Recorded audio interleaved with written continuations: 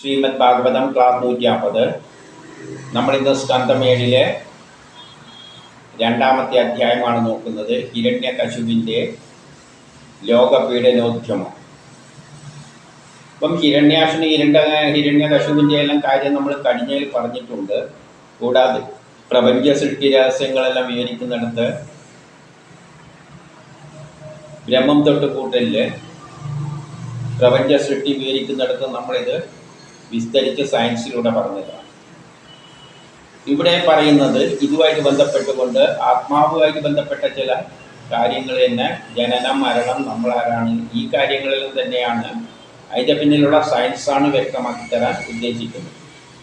അപ്പോൾ ഒന്നിൽ നാരദൻ ധർമ്മപുത്രരോട് ചോദിക്കുകയാണ്. ധർമ്മപുത്രർ ചോദിച്ചതിനുള്ള മറുപടി വരെയാണ് പറയുന്നത്.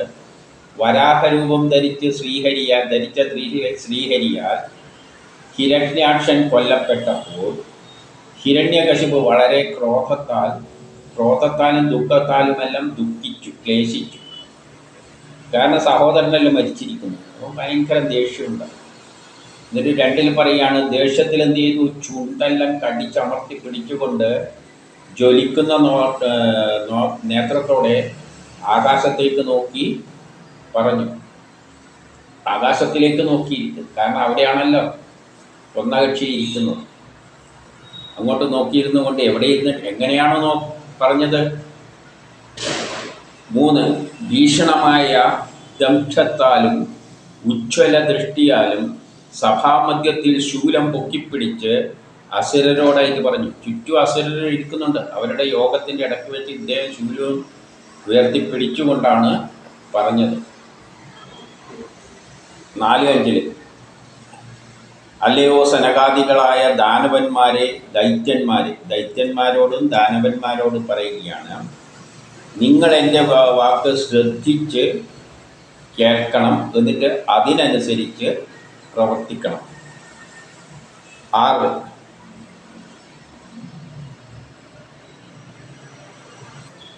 അല്പന്മാരായ ശത്രുക്കളാൽ എൻ്റെ പ്രിയപ്പെട്ട സഹോദരൻ ഭേദഭാവമില്ലാത്തവനായിരുന്നു കൊണ്ട്, അദ്ദേഹം ഭേദഭാവങ്ങളൊന്നും ഇല്ലാതെ നല്ലൊരു മനുഷ്യരായിരുന്നു. എല്ലായിടവും ഓടി നടന്ന് കാര്യം ചെയ്ത അവൻ വിഷ്ണു ഭഗവാനാൽ വധിക്കപ്പെട്ടു. അവൻ അങ്ങനെ ഭേദഭാവങ്ങളൊന്നുമില്ല. കാരണം ഭേദഭാവങ്ങളെല്ലാം ഉണ്ടാകാൻ ഇതൊരു സൃഷ്ടിയൊന്നും നടന്നിട്ടില്ല. സൃഷ്ടി എന്ന് പറഞ്ഞാൽ മനുഷ്യരുടെ ജീവജാലങ്ങളൊന്നും ഉണ്ടായിട്ടില്ല. അതിനു മുമ്പ് സൃഷ്ടിയുടെ ആദ്യത്തെ കാലത്താണ് മത്സ്യം, കൂർമ്മം, വരാഹം ഭൂമിയെ ഉയർത്താൻ വേണ്ടിയാണ്. അപ്പോൾ അവിടെ അവൻ്റെ ധർമ്മം ചെയ്യുകയാണ് ചെയ്യുന്നത്. കാരണം അസുരന്മാരെന്ന് പറഞ്ഞാൽ തമോ ഗുണമുള്ള റിയാക്ഷൻസാണ്, മറ്റേത് ആക്ഷനാണ്. ഈ 2 കൂടിയതാണ്. എല്ലാം സൃഷ്ടി 2ഉം അതാതിൻ്റെ ധർമ്മം ചെയ്യുന്നതേ ഉള്ളൂ. അല്ലാതെ ഒരു ആക്ഷനും റിയാക്ഷനും. ഒരു റോക്കറ്റിൽ നമ്മൾ ഉപയോഗിക്കുന്ന റിയാക്ഷനെയാണ്. വായു താഴത്തോട്ടേക്ക് വിടുമ്പോൾ മറ്റേത് മുകളിലോട്ടേക്ക് പോകും. അപ്പം നമ്മൾ ഉപയോഗിക്കുന്ന റിയാക്ഷൻ, അപ്പോൾ അതിനെ നല്ലതായിട്ട് എടുക്കട്ടെ. അപ്പം ആദ്യഘട്ടങ്ങളിൽ ഇതെല്ലാം ദ്വയമായതുകൊണ്ട് പക്ഷപാതമൊന്നും ഇല്ലാതെ കക്ഷി തന്നെയാണ്. എങ്കിലും വിഷ്ണുവിനാൽ വധിക്കപ്പെട്ടു. കാരണം റിയാക്ഷനെ ഭൂമിയെ ഉയർത്തിയിട്ട് ഓർബിറ്റിൽ വെക്കുകയാണ് വരാഹാവതാരത്തിൻ്റെ ലക്ഷ്യം. കുറേ ഗോളങ്ങളുണ്ടായി. ഗോളങ്ങളെല്ലാം ഇങ്ങനെ ആകാശത്തിൽ പറന്ന് നടന്നപ്പോൾ വിഷ്ണു എന്ത് ചെയ്ത് അതിനെ എടുത്തിട്ട് സൂര്യൻ്റെ ഭ്രമണപഥത്തിൽ കൊണ്ടുവെക്കണം. അതിനാണ് വരാഹമായിട്ട് വന്നത്. അപ്പോൾ അതിനെ എതിർക്കും. എന്തിനൊക്കെ ഒരു കർമ്മം ചെയ്യുമ്പോൾ അതിനെ എതിർക്കുന്നുണ്ട്. ആ എതിർക്കുന്ന ശക്തി തന്നെയാണ് അവൻ്റെ ജോലി. അതാണ് അവൻ്റെ ജോലിയെ ചെയ്തിട്ടുള്ളൂ. അതുകൊണ്ട് വിഷ്ണു പ്രതിബന്ധത്തെ ഇല്ലാതാക്കി, അത്ര മാത്രമേ ഉള്ളൂ. എന്നിട്ടും വിഷ്ണു വധിച്ചു എന്ന് പറയുകയാണ്. കാരണം അവനവൻ്റെ ധർമ്മമാണ് ചെയ്തത്, അല്ല അവന് സ്വന്തമായിട്ട് താല്പര്യത്തിലൊന്നും അല്ല. കഥയിൽ വരുമ്പോൾ ഭൂമിയെ മോഷ്ടിച്ചു കൊണ്ടുപോയി നല്ല പറഞ്ഞു. അതിലൊന്ന് ശാസ്ത്രീയമായി ചിന്തിക്കുമ്പോൾ അവിടെ അതൊന്നും കാര്യമില്ല. അതുകൊണ്ടാണ് അങ്ങനെ പറഞ്ഞു വെച്ചത്. എന്നിട്ട് 7-8 കോപത്താൽ പറയുകയാണ്, സ്വതുവേ ശുദ്ധനെങ്കിലും. പൊതുവെ വിഷ്ണു ശുദ്ധ ഗതിക്കാരനാണ്. കാരണം എന്നാലും തനിക്കുള്ള നിഷ്പക്ഷഭാവം കൈവിട്ട് ചിലപ്പോൾ തൻ്റെ നിഷ്പക്ഷഭാവം, കാരണം ആ ശക്തിവിശേഷത്തിന് പ്രത്യേകിച്ച് താല്പര്യങ്ങളൊന്നുമില്ല. ഈശ്വരൻ എന്ന് പറയുന്നതിന് ഒരിക്കലും പക്ഷമൊന്നും പാടില്ല. എന്നാലും ഒരു ലോക പുരോഗതിയുടെ കർമ്മം വരുമ്പോൾ അത് പുരോഗതിയുടെ പക്ഷത്താണ് നിൽക്കുക, എതിർക്കുന്ന അസുര സ്വഭാവത്തെ എതിർക്കും. അതുകൊണ്ടാണ് ഇവിടെ പറഞ്ഞ തനിക്കുള്ള നിഷ്പക്ഷഭാവം വിട്ട് കാപട്യത്തിൽ കാപട്യം കാട്ടുന്ന ജന്തുവിനെ പോലെ ഇരുന്ന് ശിശുവിനെ മട്ടിൽ സേവിക്കുന്നു. ശിശുവിൻ്റെ മട്ടിൽ, അതായത് അത് നിഷ്കളങ്കനായ നിലയിലാണ് വിഷ്ണുവിൻ്റെ ഇരിപ്പ്. അപ്പം ശുദ്ധനാണെന്ന ഭാവത്തിൽ ശിശുവിൻ്റെ മട്ടിലാണ് ഇരിപ്പ്. പക്ഷേ ചില സമയത്ത് എന്ത് ചെയ്യും? കാപട്യം എടുക്കും. ഏത്? കാട്ടു ജന്തുവിനെ പോലെ കാപട്യം പ്രകടിപ്പിക്കും. എന്നിട്ട് എന്ത് പറയുന്ന? ഉറച്ച മനസ്സില്ലാത്തവനായ അവന് ഉറച്ച മനസ്സെന്ന് ഒന്നിക്ക് നിഷ്പക്ഷമായി നിൽക്കണം. ചിലപ്പോൾ അവൻ ഓരോ പക്ഷം പിടിക്കും. ആരെ പറ്റിയാണ് പറയുന്നത്? വിഷ്ണുവിനെ പറ്റി. അവൻ്റെ കണ്ഠത്തെ എൻ്റെ ശൂലത്താൽ കുത്തിപ്പിളർന്നിട്ട് ആ രക്തത്താൽ എൻ്റെ സഹോദരനെ ഞാൻ തൃപ്തിപ്പെടുത്തുന്നതാണ്. അതിലൂടെ എൻ്റെ ദുഃഖവും അകലും. 9 പറയാണ്, വഞ്ചകനായ ആ ഏകശത്രു വിഷ്ണു വഞ്ചകനാണ്. കാരണം നിഷ്പക്ഷമായിട്ട് നിൽക്കേണ്ടതാണ്. അസുരന്മാരുടെ ഭാഗത്തും ദേവന്മാരുടെ ഭാഗത്തും ഒന്നും കാണിക്കാൻ പാടില്ലാതെയാണ്. കാരണം നിഷ്പക്ഷനാണ്. ഈശ്വരൻ എന്ന് പറഞ്ഞാൽ ഒരു പക്ഷപാതി ഇല്ലാത്തതാണ്. എങ്കിലും വഞ്ചകനായ ആ ഏകശത്രു, ആ ഒരൊറ്റ ശത്രുവേ ഉള്ളൂ വിഷ്ണു, ഇല്ലാതായാൽ ദേവന്മാരുടെ അവസ്ഥ എന്താവെന്ന് വെച്ചാൽ മരത്തിൻ്റെ അടിയിൽ തടി മുറിക്കപ്പെട്ട അവസ്ഥയാണ്. അങ്ങനെ മരത്തിൻ്റെ അടിയങ്ങ് മുറിച്ചു കൊടുത്തു കഴിഞ്ഞാൽ അതിൻ്റെ ചില്ലകളെല്ലാം അതിന്മേൽ വളർന്നു കിടക്കുന്ന ശാഖകളാണ് മറ്റുള്ള ദേവന്മാർ. അവരെല്ലാം എന്താണ്? സ്വയം അങ്ങ് ഉണങ്ങിക്കോളും ആ ശാഖകൾ പോലെ. അതുകൊണ്ട് 10 പറയുകയാണ്, അതുവരെ നിങ്ങൾ ബ്രാഹ്മണരും ക്ഷത്രിയരാലും അഭിവൃദ്ധിപ്പെട്ട ഭൂമിയിലേക്ക് പോകുക. നിങ്ങൾ ഭൂമിയിലേക്ക് പോകുക. ഭൂമിയിൽ ബ്രാഹ്മണരാലും ക്ഷത്രിയരാലും, ബ്രാഹ്മണർ എന്ന് പറഞ്ഞാൽ ബുദ്ധിമാന്മാരായ ആൾക്കാർ ശാസ്ത്രത്തിൻ്റെ സഹായത്താൽ, ക്ഷത്രിയർ അതിനെ ലീഡർഷിപ്പ് ക്വാളിറ്റി എടുത്തുകൊണ്ട് അതിനെ നടപ്പാക്കുന്ന ഭൂമിയിലേക്ക് നിങ്ങൾ പോവുക.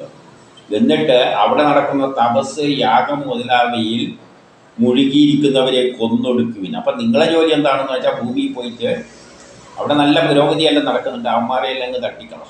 തപസ് ചെയ്യുന്നവരും യാഗം നടത്തുന്നവരും, അതായത് തപസ് ചെയ്യാന്ന് പറഞ്ഞാൽ ഏക മനസ്സോടുകൂടി ലോക പുരോഗതിക്ക് ആരെല്ലാം ശ്രമിക്കുന്നുണ്ടോ, പുരോഗതി ആ നല്ലതാക്കാൻ വേണ്ടി ആരെല്ലാം ശ്രമിക്കുന്നുണ്ടോ അവരെ അങ്ങ് തട്ടിക്കള എന്ന് പറയുകയാണ്.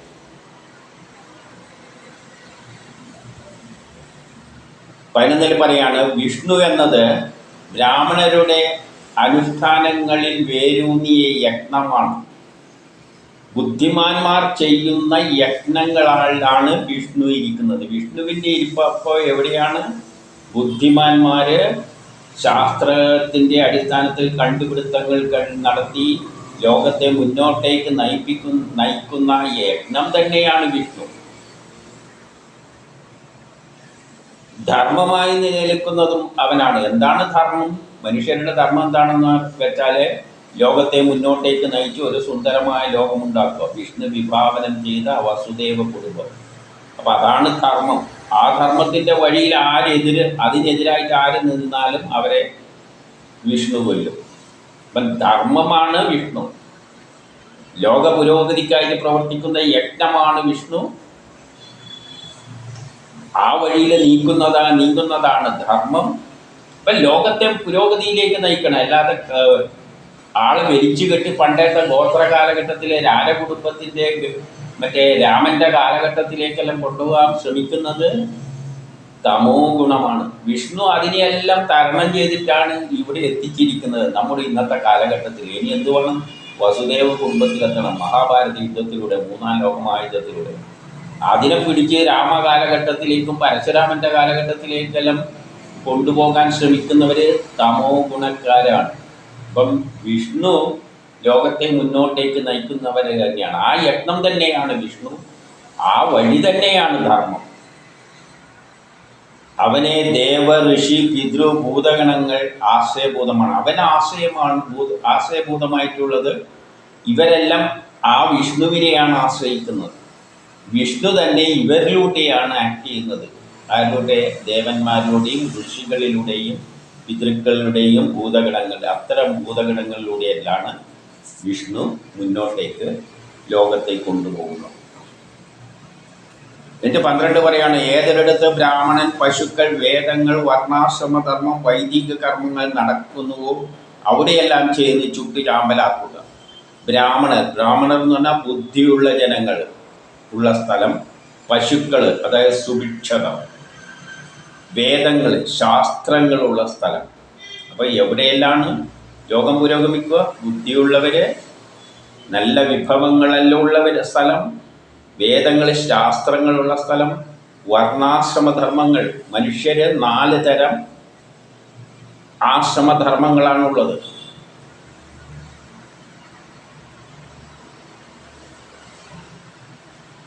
അതായത് മനുഷ്യരെങ്ങനെയെല്ലാം ജീവിക്കേണ്ടത്? ബുദ്ധി ഉപയോഗിച്ച്, ശരീരശക്തി ഉപയോഗിച്ച്, പിന്നെയോ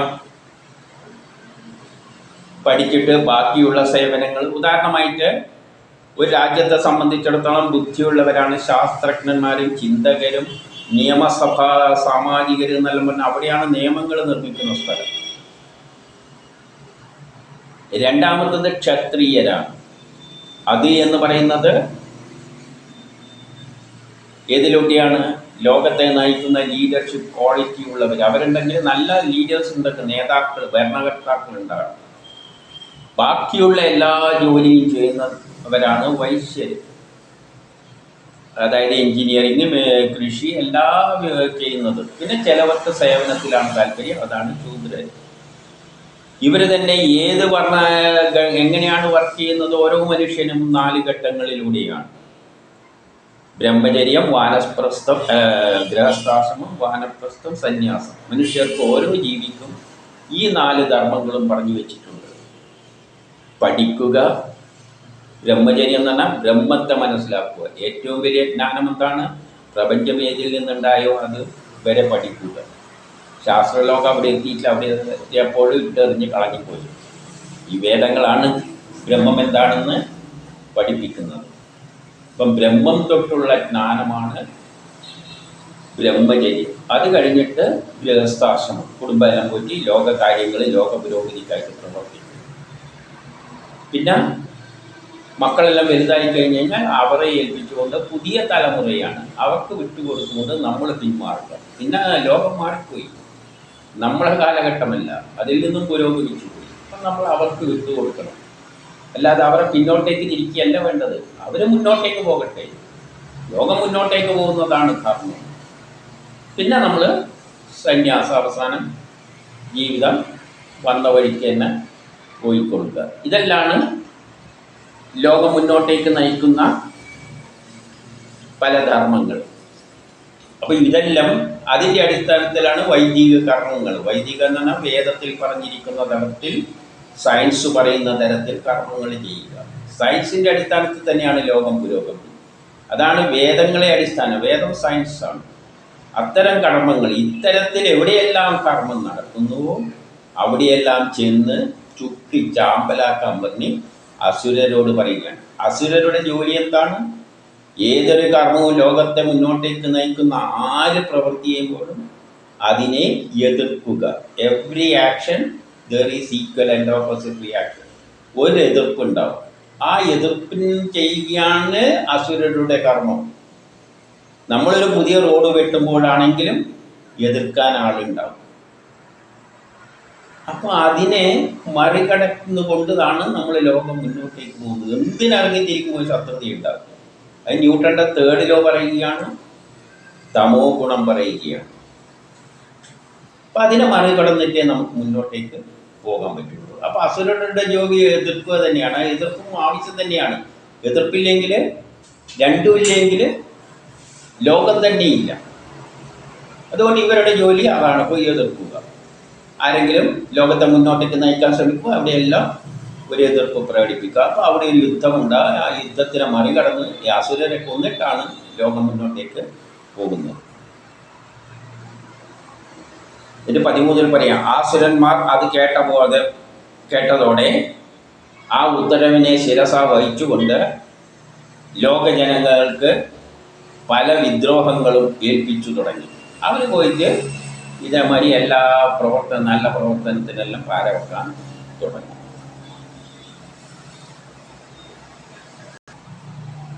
പറയാം. നഗരം, ഗ്രാമം, ഗോശാല, പൂങ്കാവ്, വയൽ, കാട്, കൃഷികളുടെ ദേശം, കനി, കർഷകർ താമസിക്കുന്ന സ്ഥലം, ഇടയ തെരുവുകൾ, രാജകൊട്ടാരങ്ങൾ, ഇതെല്ലാം അവർ പോയിട്ട് ചുട്ടരിച്ചു.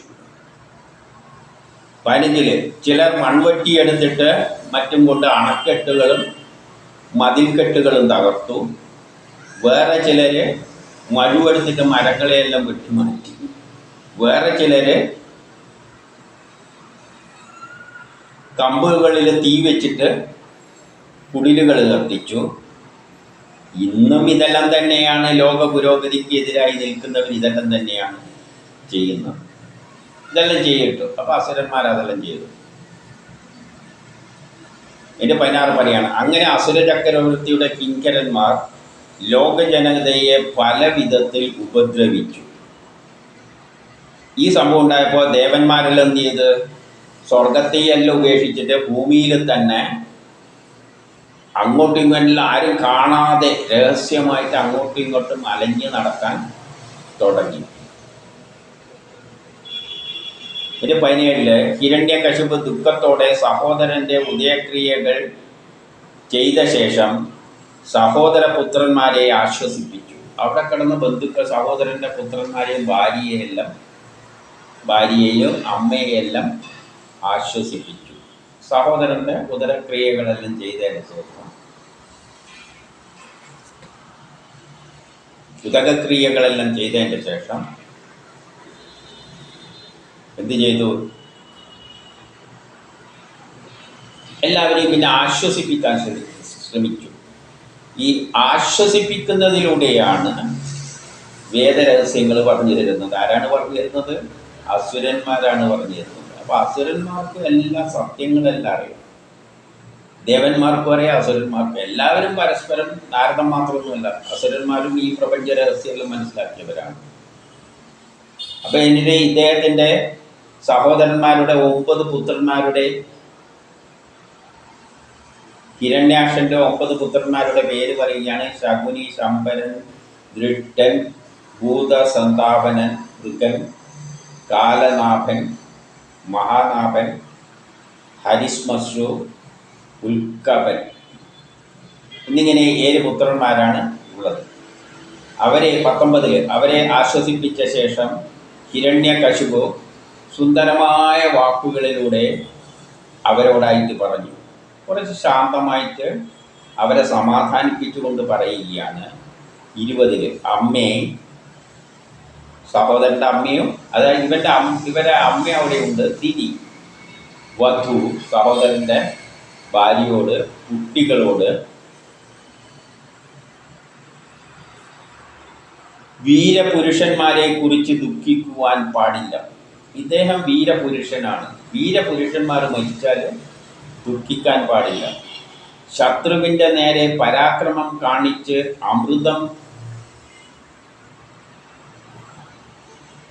അമരത്വം സംഭവിക്കുന്നത് അല്ല, ശത്രുവിൻ്റെ നേരെ പരാക്രമം കാണിച്ചിട്ടാണ് മൃത്യു സംഭവിക്കുന്നത്.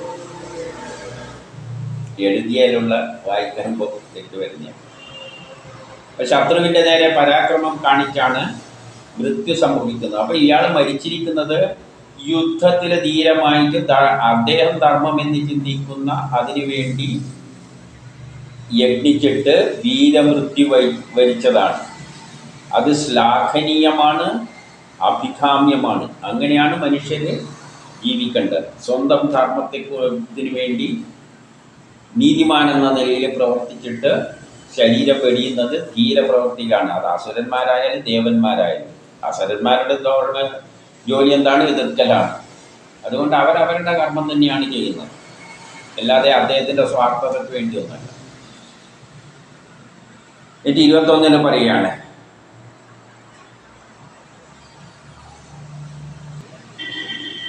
വ്രതശുദ്ധിയുള്ള മഹതി മാതാവോട് പറയുക, ഈ ലോകത്ത് പൂർവകർമ്മത്തിൽ ഒരിടത്ത് എത്തപ്പെട്ടവരും പൂർവകർമ്മത്തിൻ്റെ ഫലമായി ആ കർമ്മം, പുതിയ കർമ്മം, ഈ കർമ്മത്തിൽ ജനിക്കുന്ന പുനർജന്മം ഉണ്ടല്ലോ, പൂർവകർമ്മത്തിലെ കർമ്മത്തിൻ്റെ ബാക്കി തീർക്കാനാണ് ഈ ജന്മത്തിൽ വരുന്നത്. അങ്ങനെ ഇവിടെ എത്തപ്പെട്ടവരും സ്വകർമ്മത്താൽ വേർപെട്ടവരും അങ്ങനെ സ്വകർമ്മം അനുഷ്ഠിക്കുമ്പോൾ ഇവിടെ നിന്ന് വിട്ടുപോകേണ്ടി വരും. മൃത്യുവേല സംഭവിക്കുമ്പോൾ മൃത്യുവിൽ വേർപെട്ടവരും.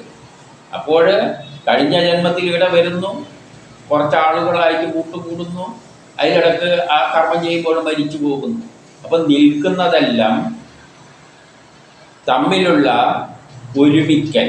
അപ്പം അങ്ങനെ വരുമ്പോൾ വന്നും പോയി ഇരിക്കുമ്പോൾ വരുന്നു, കഴിഞ്ഞ ജന്മത്തിലെ കർമ്മം ചെയ്യാൻ ബാക്കിയുള്ളത് ചെയ്യാൻ ഇപ്പോൾ വരുന്നു. ഇവിടെ വരുമ്പോൾ ചിലവരുമായിട്ട് കൂട്ടുകൂടുന്നു.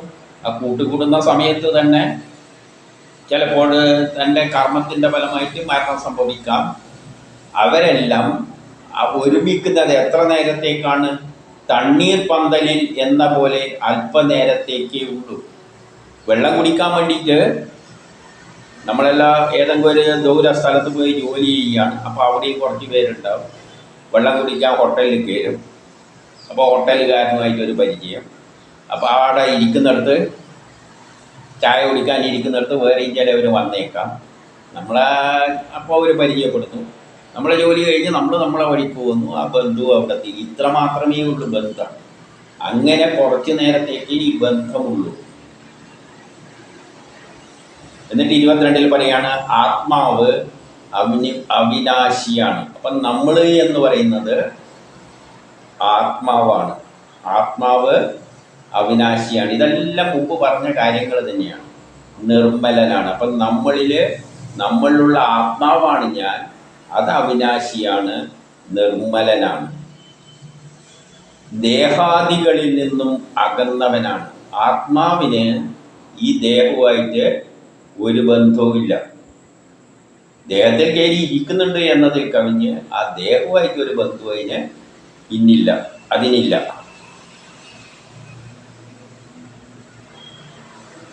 ആ ആത്മാവ് തന്നെ, ആ ആത്മാവ് എന്താണ് ചെയ്യുന്നത്? മഹാബലത്താൽ, അതിൻ്റെ ശക്തിയാൽ സ്വഭാവമുള്ള ദേഹാദികളെ നാനാതരത്തിലാക്കി. ആ ആത്മാവ് എന്ന് പറഞ്ഞാൽ ശ്രീഹരി പല ഗുണസ്വഭാവമുള്ള പല വസ്തുക്കളായിട്ട് മാറിയിട്ട്, അതായത് നമ്മളെ ശരീരവും, അപ്പം അവിടെ ആരെല്ലാമാണ്? ഹിരണ്യാക്ഷനും ഹിരണ്യകശിപുവും എല്ലാമായിട്ട്, വിഷ്ണു എല്ലാമായിട്ട് മാറിയിട്ട് ഗുണസ്വഭാവങ്ങൾ. അപ്പോൾ അവർക്കെല്ലാം ഓരോ ഗുണങ്ങളുണ്ട്. ചിലർ അസുരരായിരിക്കും, ചിലർ ദേവരായിരിക്കും. അപ്പോൾ ഗുണസ്വഭാവമുള്ള ദേഹാദികളെ നാനാതരത്തിലാക്കിയിട്ട് ആ സൂക്ഷ്മ ദേഹങ്ങളിൽ ആ ശക്തിയാണ് വസിക്കുന്നത്. അപ്പോൾ ഹിരണ്യാക്ഷനിലും ഹിരണ്യകശിപിലും എല്ലാം ഇരിക്കുന്ന ശക്തി ഏതാണ്? ആ ശ്രീഹരിയാണ്, വിഷ്ണുവല്ല. ഇവരെ കൊന്നത് വിഷ്ണു ആണല്ലോ. പക്ഷെ അതിന് മുമ്പിലുള്ള ശ്രീഹരി ഈശ്വരന് പക്ഷപാതമൊന്നുമില്ല. അതാണ് എല്ലാമായി തീർന്നത്. ഇത് എല്ലാത്തിലും അത് തന്നെയാണ് ഇരുന്ന് ചെയ്യുന്നത്. അതുകൊണ്ട് ഇതിനെപ്പറ്റിയൊന്നും അങ്ങനെ ചിന്തിക്കണ്ട. ഇത് 23, 24 പറയുന്നു, ജലം ഇളകുമ്പോൾ, ഒരു തടാകത്തിൽ ജലം ഇളകുമ്പോൾ അതിനകത്തുള്ള മരങ്ങളെല്ലാം ഇങ്ങനെ ഇളകുന്നത് മാതിരി തോന്നും. അല്ല, യഥാർത്ഥത്തിൽ മരം ഇളകുന്നുണ്ട്? ഇല്ല. ജലം ഇളകുമ്പോൾ അങ്ങനെ തോന്നുന്നതാണ്. അതുപോലെ ചുഴലുന്ന കണ്ണ് മൂലം ഭൂമി ചുഴലുന്നത് പോലെ നമ്മളിപ്പം കണ്ണ്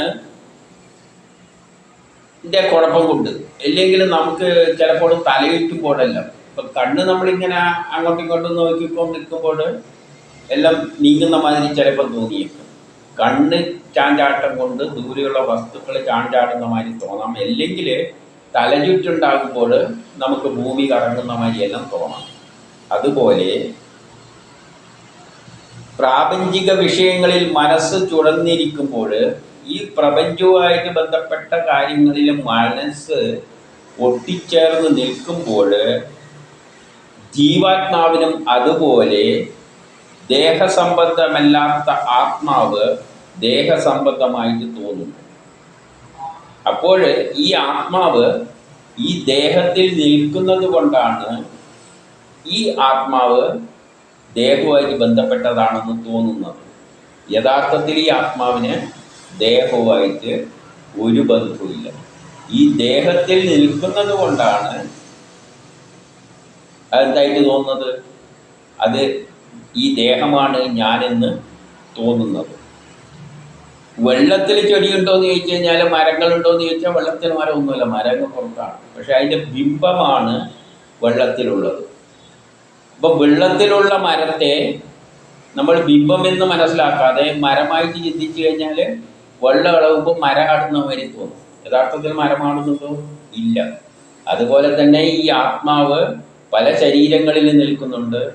ശരീരം മരിക്കുമ്പോൾ നമുക്ക് തോന്നുന്നു ആത്മാവ് മരിച്ചെന്ന്, പക്ഷേ ആത്മാവല്ല, മരണം ഇല്ല. ഇതെല്ലാം ഒരു തോന്നൽ മാത്രമാണ്, ആ ശരീരവുമായിട്ടുള്ള ബന്ധം കൊണ്ട് തോന്നുന്നത്.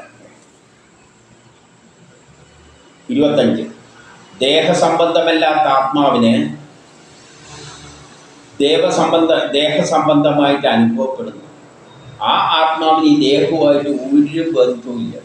ഈ ആത്മാവ് ഒരു പുരുഷ ശരീരത്തിലാണ് കയറുന്നുണ്ടെങ്കിൽ അത് പുരുഷൻ്റെ സ്വഭാവം കാണിക്കും. ഈ ആത്മാവ് ഒരു സ്ത്രീയുടെ ശരീരത്തിലാണ് കയറുന്നതെങ്കിൽ സ്ത്രീയുടെ സ്വഭാവം കാണിക്കും. ഈ ആത്മാവ് പട്ടിയിലാണ് കയറുന്നതെങ്കിൽ പട്ടിയുടെ സ്വഭാവം കാണിക്കും. പക്ഷേ അതെല്ലാം ആ ശരീരത്തിൻ്റെ സ്വഭാവമാണ് കാണിക്കുന്നത്, അല്ലാതെ ആത്മാവിന് ദേഹസംബന്ധമായി അനുഭവപ്പെടുന്നു, നമുക്കങ്ങനെ തോന്നുന്നതാണ്. പക്ഷേ യഥാർത്ഥത്തിൽ ആത്മാവിന് ഇതുമായിട്ട് ഒരു ബന്ധവും ഇല്ല. ഇതാണ് ആത്മാവിനെ സംബന്ധിച്ച തെറ്റായ ധാരണ ഉണ്ടാക്കുന്നത്. അപ്പം നമുക്ക് ആത്മാവ്, അതുകൊണ്ടാണ് ഞാൻ ആത്മാവെന്ന് മനസ്സിലാക്കാൻ നമുക്ക് പറ്റുന്നില്ല. നമ്മളെപ്പോഴും നമ്മളെ ശരീരത്തെയാണ് ആത്മാവായിട്ട് കാണുന്നത്.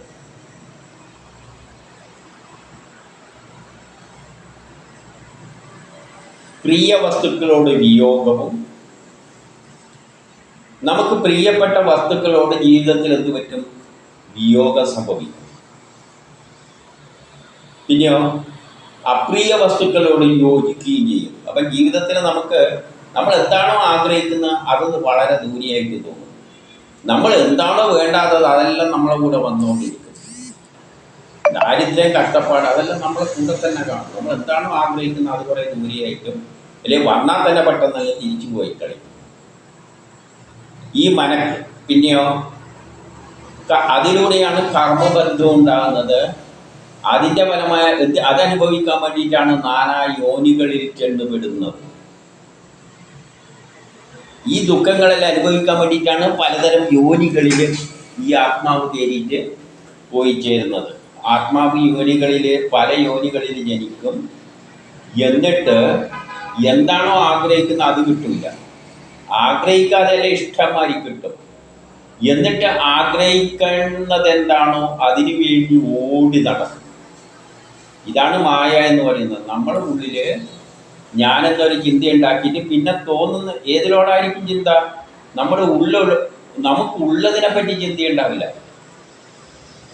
പുതിയ എന്തെങ്കിലും കിട്ടണം എന്നുള്ള ചിന്ത വരുമ്പോഴാണ് നമ്മൾ ഓടി നടക്കുന്നത്. അപ്പം എപ്പോഴും ദുഃഖവും അതൃപ്തിയാണ് നമ്മളെ കൂടെ ഉണ്ടാവുക. എന്തോ നേടാൻ വേണ്ടിയുള്ള ഒരു ചിന്ത ഉണ്ടാക്കുമ്പോൾ അത് ദൂരെയാണ്, അത് കിട്ടാൻ വേണ്ടിയാണ് ഓടി നടക്കുക. അപ്പം ചിലപ്പോൾ അത് നമുക്ക് കിട്ടിയെന്ന് വരും, കിട്ടിക്കഴിഞ്ഞാൽ തൃപ്തിയായി. പക്ഷെ അടുത്ത നിമിഷം മുതൽ ആ തൃപ്തിയെല്ലാം അങ്ങ് പോയി. പിന്നെ വേറെ എന്തോ കിട്ടേണ്ട ആഗ്രഹം വരും. പിന്നെ ഇതിന് താല്പര്യമില്ല. അങ്ങനെ ഓടി നടക്കുകയാണ്. എൻ്റെ 26 പറയാണ്, അതുമൂലമാണ് ജനന മരണവും സുഖദുഃഖവും വിവേകരാഹിത്യവും മനക്ലേശവും വീണ്ടും വിചാരത്തെക്കുറിച്ചുള്ള ബോധമില്ലായ്മയും സംഭവിക്കുന്നത്. അതുകൊണ്ടാണ് ഇത്തരത്തിലാണ് മനുഷ്യരെ സൃഷ്ടിച്ചിരിക്കുന്നത്. അതുകൊണ്ട് എന്തുണ്ടാവും? ജനന മരണം ഉണ്ടാവും. എന്തിനു വേണ്ടി? പുതിയ പുതിയ കർമ്മങ്ങൾ നമ്മളെ കൊണ്ട് ചെയ്യിപ്പിക്കാൻ വേണ്ടി. ജനിക്കുന്നത് ഈ കർമ്മം ചെയ്യാം, ഈ കർമ്മം തീർന്നാൽ അടുത്ത ജന്മം തരും, അടുത്ത പണി ചെയ്യാൻ. അതിന് വിവേകരാഹിത്യം ഉണ്ടാക്കും. നമുക്ക് ഈ സത്യം മനസ്സിലാക്കണം. നമ്മളെ കൊണ്ട് ജോലി ചെയ്യിപ്പിക്കാനാണ് ഇങ്ങനെ ജനിപ്പിച്ചത് എന്ന വിവേകം നമുക്കുണ്ടാവില്ല. ഇതിൻ്റെ പിന്നിലൊരു ശക്തി ഉണ്ട് എന്നുള്ള വിവേകം ഉണ്ടാവില്ല. അപ്പോൾ എന്തുണ്ടാവും? എപ്പോഴും മനക്ലേശം തന്നെയാണ്. സാധിച്ചില്ലാലോ, അത് സാധിച്ചില്ലാലോ. വീണ്ടും വിചാരത്തെക്കുറിച്ചുള്ള ബോധവും ഉണ്ടാവില്ല. ശരിയായത് എന്താണ് ജീവിതത്തിൻ്റെ ലക്ഷ്യം, ഇത് മനസ്സിലാക്കാൻ നമുക്ക് ബോധമില്ലായ്മയെല്ലാം ഉണ്ടായിക്കൊണ്ടേ ഇരിക്കും. എൻ്റെ 27 പറയാണ്, അതിലേക്കായി ഒരു പഴയ ചരിത്ര കഥയുണ്ട്. അന്തരിച്ചതായ ആളുകളുടെ ബന്ധുക്കളും അന്തകനും തമ്മിലുള്ള സംഭാഷണമാണ് അത് കേട്ടാൽ. ഒരാൾ മരിച്ചിട്ടുണ്ട്, അയാൾ ബന്ധുക്കളും അപ്പോൾ കൊന്ന അന്തകനും വരുന്നു. അവർ തമ്മിലുള്ളൊരു സംഭാഷണമാണ് പറയാൻ പോകുന്നത്. അത് കേട്ടാൽ. ഇനി 27, ഉഷീതം എന്ന രാജ്യത്തെ സുയജ്ഞൻ എന്ന രാജാവ് യുദ്ധത്തിൽ കൊല്ലപ്പെട്ടു. സുയജ്ഞൻ എന്ന ഒരു രാജാവ് യുദ്ധത്തിൽ കൊല്ലപ്പെട്ടു. ഉറ്റവരെല്ലാം അദ്ദേഹത്തിൻ്റെ ചുറ്റും കൂടി. 29-30. അപ്പോൾ ആ യുദ്ധത്തിൽ എന്തുണ്ട്? പൊട്ടിച്ചെറിയ രഥങ്ങളും അദ്ദേഹത്തിൻ്റെ കിരീടവും ആഭരണങ്ങളും പൂമാലയും പിന്നെ പിളർന്ന മാറിടവും ചിതറക്കിടക്കുന്ന തലമുടിയും കണ്ണെല്ലാം ഉള്ളിൽ വലിഞ്ഞ് ചുണ്ട് മാത്രം കടിച്ചമർത്തിയിട്ടുണ്ട്. എന്നിട്ട് ശരീരത്തിൽ നല്ല രക്തം, വാളും ആയുധങ്ങളെല്ലാം മുറിഞ്ഞു കിടക്കുന്നുണ്ട്. കൈകാലുകളെല്ലാം ഛേദിക്കപ്പെട്ടിട്ടുണ്ട്. ചോര പുരണ്ട് കിടക്കുന്ന അദ്ദേഹത്തിന് ചുറ്റുമാണ് ഇവരെല്ലാം ബന്ധുക്കൾ വന്ന് ചുറ്റും കൂടിയത്. എന്നിട്ട് 31 പറയുകയാണ്, ഇത് കണ്ട് ദുഃഖിച്ച രാജപത്നി, അദ്ദേഹത്തിൻ്റെ ഭാര്യ പറഞ്ഞു, അയ്യോ കഷ്ടം, ഞങ്ങളെ കൊല്ലാക്കൊല ചെയ്തല്ലോ. ആരെ? നമ്മൾ. ഇദ്ദേഹം പോയാൽ പിന്നെ നമ്മളെയെല്ലാം കൊല്ലാക്കൊല ചെയ്തെന്ന് പറഞ്ഞാൽ എന്നെയും എൻ്റെ രാജ്യത്തിലെ ആൾക്കാരെയെല്ലാം കൊല്ലാക്കൊല ചെയ്തല്ലോ എന്ന് പറഞ്ഞുകൊണ്ട് അവള്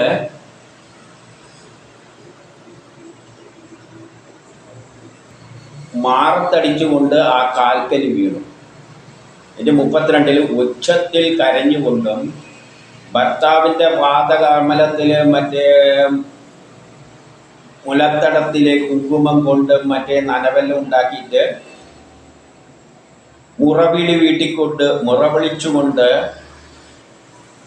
കേൾക്കുന്നവരെ തന്നെ മനക്ലേശം ഉണ്ടാക്കിയിട്ട്. കാരണം ഭാര്യ കഴിയുമ്പോൾ പിന്നെ ബാക്കിയുള്ളവർക്കും എല്ലാം സങ്കടം ഉണ്ടാവില്ല. അവരെ എല്ലാം ദുഃഖത്തിൽ ആഴ്ചക്കൊണ്ടാണ് പൊട്ടിക്കരയാൻ വാവിട്ട് നിലവിളിക്കാൻ തുടങ്ങിയത്.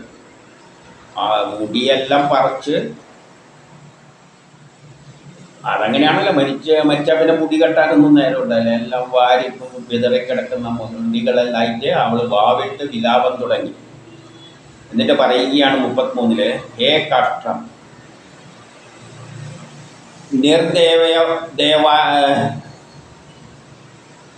നിർദ്ദയനായ ബ്രഹ്മദേവൻ, ഒരു ദയവില്ലാതെ ഈ ബ്രഹ്മദേവൻ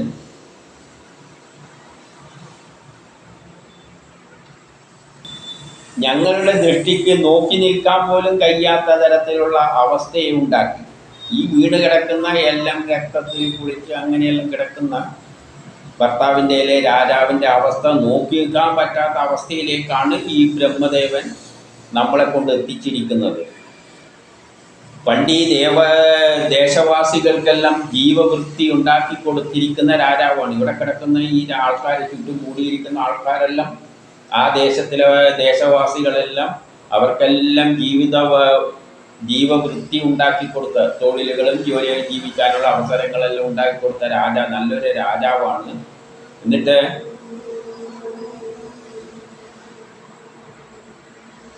അവരെയെല്ലാം അനാഥരാക്കിക്കൊണ്ട് ഈ ബ്രഹ്മാവ് എന്ത് ചെയ്തിരിക്കുകയാണ്? അവർക്കെല്ലാം ദുഃഖം വരുത്തി വെച്ചുകൊണ്ടാണ് ഇദ്ദേഹത്തെ വധിച്ചിരിക്കുന്നത്. ഭാര്യയായ എന്നെ മാത്രമല്ല, അല്ലെ രാജ്ഞിയായ എന്നെ മാത്രമല്ല, ഈ ദേശവാസികളെല്ലാം അദ്ദേഹം സംരക്ഷിച്ചു കൊണ്ടുപോവുകയായിരുന്നു. അങ്ങനെയുള്ള അവരെയെല്ലാം ദുഃഖത്തിലാക്കിക്കൊണ്ടാണ് ഈ ബ്രഹ്മദേവൻ ഈ പണി ചെയ്തിരിക്കുന്നത്. ഇനി 34.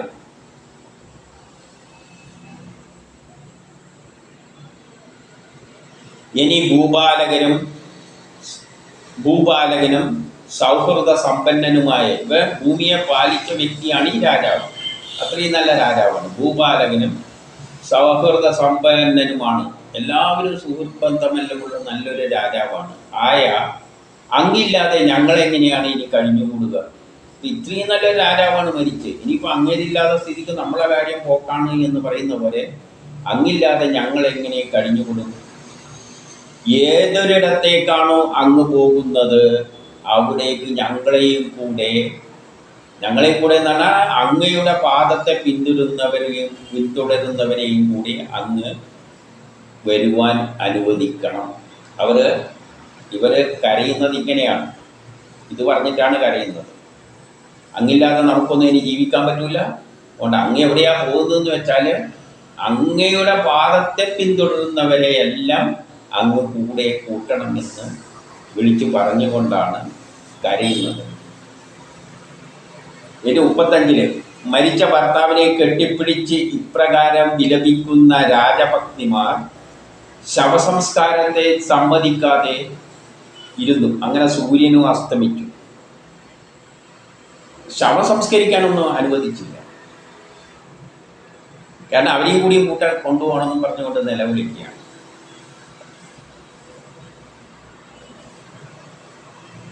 എൻ്റെ 36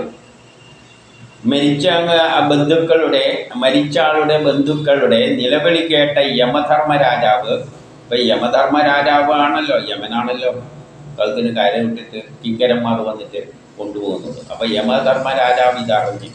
അപ്പം യമധർമ്മ രാജാവ് എന്ത് ചെയ്തു? തന്നെത്താൻ അവിടെ ഒരു ബാലന്റെ രൂപത്തിൽ വന്ന് അവരോട് പറഞ്ഞു പോൽ എന്ന് പറയുകയാണ്. യഥാർത്ഥത്തിൽ യമനൊന്നും വരാൻ പോകുന്നല്ല. അതുകൊണ്ടാണ് അങ്ങനെ പറഞ്ഞു പോൽ, അങ്ങനെ പറഞ്ഞു കേൾക്കുന്നു. യമനാടെ ഒരു കുട്ടിയുടെ രൂപത്തിൽ വന്നു. ഇതൊരു കഥയാണ്, കാര്യത്തിലേക്ക് എടുക്കുന്നത് എന്ന അർത്ഥത്തിൽ ഒരു ഉദാഹരണ കഥ വെച്ച് പറയുകയാണ്.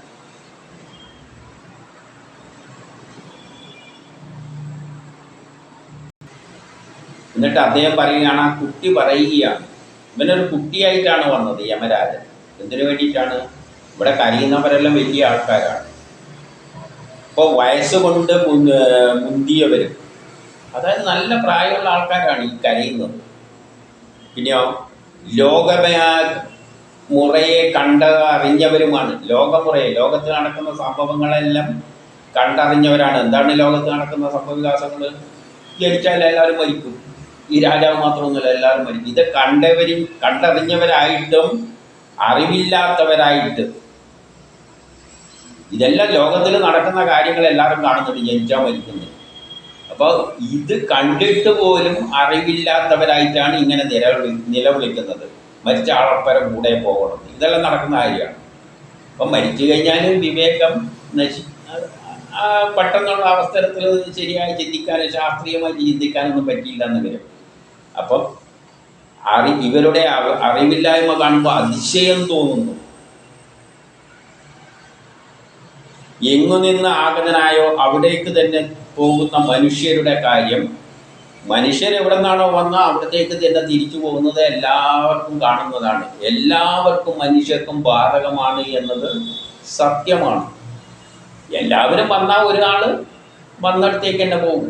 അതിവിടെയുള്ള എല്ലാവർക്കും ബാധകമാണ് എന്നറിഞ്ഞിട്ട് കൂടി ഇവരെന്ത് ചെയ്യാണ്? അർത്ഥമില്ലാതെ ദുഃഖിക്കുകയാണ്. വന്നാൽ തിരിച്ചു പോകണം, അതിൽ പിന്നെ ദുഃഖിക്കേണ്ട ഒരു കാര്യവും ഇല്ല. എന്നിട്ട് 38 ഓ തലക്ക് കൈ വെച്ചിട്ട് ആ കുട്ടി പറയുകയാണ്, ഞങ്ങൾ കുട്ടികൾ നിങ്ങളെക്കാൾ എത്രയോ കൃതാർത്ഥരാണ്. നമ്മൾ കുട്ടികൾ, അദ്ദേഹം പറയാണ്, കുട്ടിയായിട്ടാണ് വന്നത്. നമ്മൾ നിങ്ങളെക്കാട്ടി എത്രയോ കൃതാർത്ഥരാണ് ഈ വലിയന്മാർക്കാട്ടി. ഇവിടെ മാതാപിതാക്കൾ ഉപേക്ഷിക്കപ്പെട്ടവരായ ഞങ്ങൾ ചിന്തയില്ലാതെ ഇരിക്കുന്നു. നമുക്ക് മാതാപിതാക്കളെല്ലാം ഉപേക്ഷിച്ചവരാണ് ഈ ഞാൻ. ഈ ഒരു കുട്ടി വന്നിട്ട് പറയാണ്, എൻ്റെ മാതാപിതാക്കളെല്ലാം എന്നെ നമ്മളെ ഉപേക്ഷിച്ചതാണ്. നമ്മളിതൊന്നും ചിന്തിക്കാതെ അങ്ങ് ജീവിക്കുകയാണ്. ദുർബലരായ ഞങ്ങൾ ചെന്നായ്ക്കളും മറ്റും ഭക്ഷിക്കപ്പെടാതെ ഇരിക്കുന്നു. നമ്മൾ ദുർബലരാണ്, കുട്ടിയായിട്ടല്ല വന്നത്, ദുർബലരാണ്. അച്ഛനുമില്ല, അമ്മയില്ല, ആരുമില്ല നമുക്ക്. എന്നിട്ടും ചെന്നായ്ക്കളൊന്നും വന്ന് നമ്മളെ തിന്നുന്നില്ല.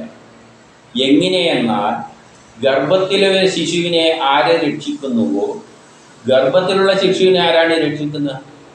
നമുക്കത് ചെയ്യാൻ പറ്റും. ഗർഭത്തിലുള്ള ശിശുവിൻ്റെ കാര്യം, അതിന് വേണ്ട വളർച്ചയെല്ലാം ഒറ്റി വളർത്തി പ്രസവിക്കുന്ന അവസ്ഥയിലേക്ക് ആക്കുന്നത് ആരാണ്? ആരാണോ അത് ചെയ്യുന്നത്. കാരണം നമ്മൾ വലുതായ കുട്ടികളെ ജനിച്ചു കഴിഞ്ഞാൽ കുട്ടികളെ നമ്മൾ പോറ്റിയിട്ട് വളർത്തുന്നത്. ഈ വയറ്റിൽ കിടക്കുമ്പോൾ ആ കുട്ടീനെ വളർത്തുന്ന ആരാണ്? ആരോ രക്ഷിക്കുന്നതാരോ അവൻ തന്നെ നമ്മളെ രക്ഷിക്കുന്നു. അതായത് ഈ കുട്ടി പറയുകയാണ്, ഗർഭപാത്രത്തിലിരിക്കുമ്പോൾ ജനിക്കുന്ന ശക്തി തന്നെ ജനിച്ചു കഴിഞ്ഞാൽ എന്നെ രക്ഷിക്കുന്നുണ്ട്. ഈ കുട്ടി പറയുകയാണ്, നമുക്ക് അച്ഛനുമില്ല, അമ്മയുമില്ല. അതുകൊണ്ട് നിങ്ങൾ എന്തിനാ വെറുതെ നിലവിളിക്കുന്നത്? നിങ്ങൾക്കാണെങ്കിൽ മക്കളുണ്ട്, വേറെ മക്കളുണ്ട്, അല്ലെ മക്കളുണ്ട്, അങ്ങനെ പലവരും ഉണ്ട്, ബന്ധുക്കളെല്ലാം ഉണ്ട്. എനിക്കാരുമില്ല. നമ്മൾ ജനിക്കുമ്പോൾ ഒറ്റക്കായിട്ട് ജനിച്ചവരായ എല്ലാവരും അച്ഛനും അമ്മയെല്ലാം ഉപേക്ഷിച്ചിട്ട് പോയ കുട്ടി ആ നിലയിൽ വന്ന് പറയുകയാണ്. നമുക്ക് അതിനെപ്പറ്റി ചിന്തിക്കുന്നില്ല. കാരണം എന്തുകൊണ്ട്? ഗർഭത്തിലുള്ള കുട്ടിയെ ഗർഭത്തിലിരിക്കുമ്പോൾ രക്ഷിച്ച ശക്തി നമ്മളെ രക്ഷിക്കുന്നുണ്ട്. അതുകൊണ്ട് 39 പറയാണ്, സ്ത്രീജനങ്ങളെ വികാരരഹിതനും ഒരു വികാരമില്ലാതെ നിയന്താവായ യാതൊരുവൻ ഈ വിശ്വത്തെ സൃഷ്ടിച്ചുവോ. ഈ വിശ്വത്തെ സൃഷ്ടിച്ചതാരാണ്? ഒരു വിചാരങ്ങളും ഇല്ലാത്ത ഒരു ശക്തിയാണ്. ആ നിന്തിരുവടി ഈ വിശ്വത്തെ സൃഷ്ടിക്കുന്നുണ്ട്. യാതൊരുവൻ രക്ഷിക്കുന്നുവോ അവൻ തന്നെയാണ് സംഹരിക്കുന്നത്. ഇയാളെ കൊന്നതും സൃഷ്ടിച്ച ഈ വിശ്വത്തെ സൃഷ്ടിച്ച ആൾ തന്നെയാണ് ഈ രാജാവിനെ ജനിപ്പിച്ചതും. വിശ്വത്തെ സംരക്ഷിക്കുന്ന കക്ഷി തന്നെയാണ് ഈ രാജാവിനെ നിലനിർത്തിയതും. വിശ്വത്തെ ഒടുവിൽ സംഹരിക്കുന്ന കക്ഷി തന്നെ രാജാവിനെയും കക്ഷി. അത്രയേ ഉള്ളൂ.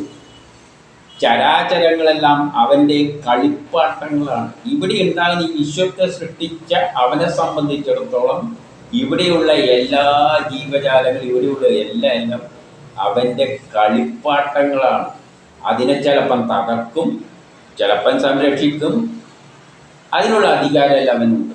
അപ്പം നമ്മളെ കൈകളിലുള്ള കളിപ്പാട്ടം പൊളിക്കണോ, അതിനെ കൊണ്ടു നടക്കണോ എന്നുള്ള അധികാരം എല്ലാവർക്കാണ്. ആ കുട്ടിക്ക് തന്നെയാണ്. 40 പെരുവഴിയിൽ വീണത് ദൈവത്താൽ രക്ഷിക്കപ്പെടുന്നു. ഇപ്പം എന്തൊക്കെ പെരുവഴിയിലുണ്ടെങ്കിൽ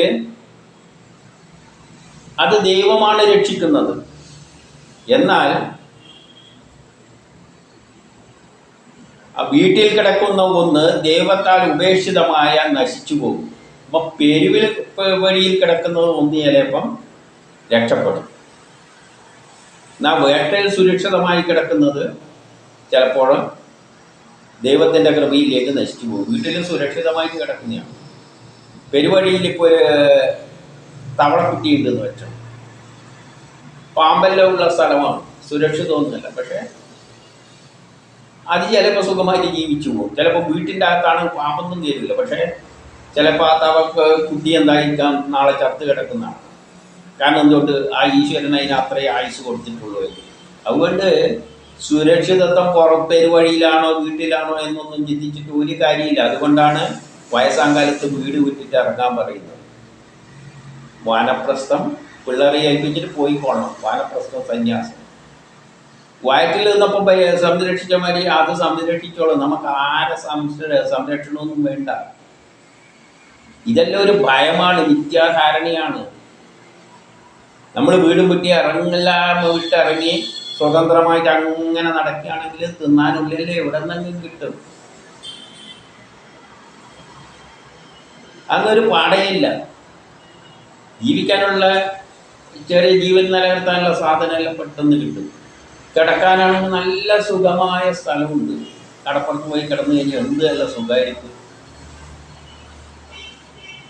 അപ്പം ഇതൊന്നും, അതാണ് വാനപ്രസ്ഥവും സന്യാസവും പറഞ്ഞിരിക്കുന്നത്. പക്ഷെ നമുക്ക് ധൈര്യം പോരാ. നമുക്ക് മായയിൽ അകപ്പെട്ടതുകൊണ്ട് അതിനൊന്നും നമുക്ക് മനക്കെട്ടി കിട്ടുന്നില്ല.